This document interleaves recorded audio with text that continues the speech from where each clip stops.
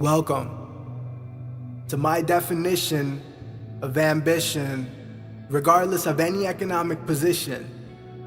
From hours of no light switching to kids who are brilliant but can't afford an admission. A country where many think that all hope is gone. Clearly, you don't know my Pakistan. 1947, the freedom fighters sacrificed their families just to establish, where many questioned the outcome behind Jinnah's madness and underestimated Iqbal's views took them as average. Fact is, this was more than a new country on the atlas. People stood up for what they believed in and practiced. Then how come these are the same people you tend to blacklist, generalizing Pakistanis for one's tactics? Let me take you to a place beyond your perception, because what they show you is beyond deception. Let's make a few corrections, right? Pakistan, what do I see in its reflection? I see love and affection, respect and protection, a bond in depth and connection. I see a culture that celebrates hospitality, doesn't consider guests as a formality, teaches to keep a positive mentality, and encourages you to make your dream a reality. And I know this isn't the image that you have drawn simply because you don't know my Pakistan. So let's experiment the situation with other nations. Let's see how long you can keep your cool and patience. Imagine losing light and energy several times a day.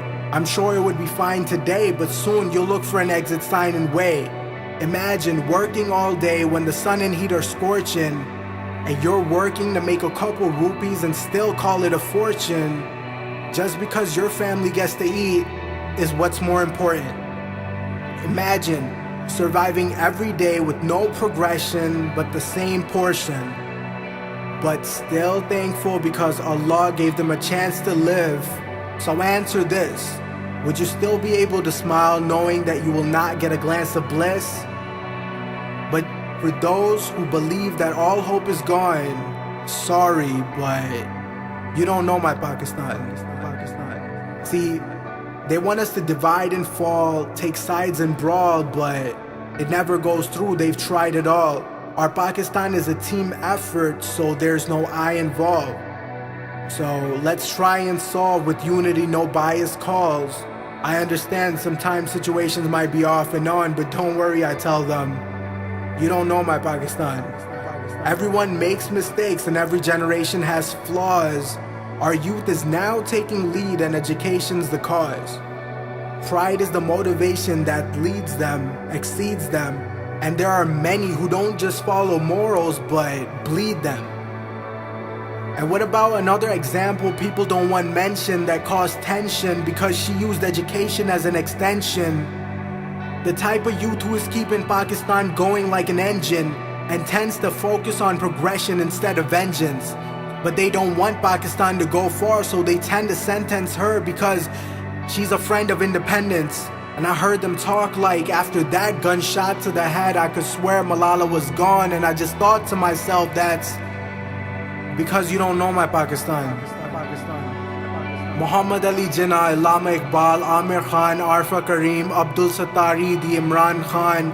If you don't know the above, then you don't know my Pakistan. Go and visit. There's a lot of people who are in pain but never grieving, who are done wrong by politicians but never wish to get even, leaving it up to Allah, because one thing Pakistanis are good at is believing. Why are my people so loyal to Pakistan? Love and respect is the only reason.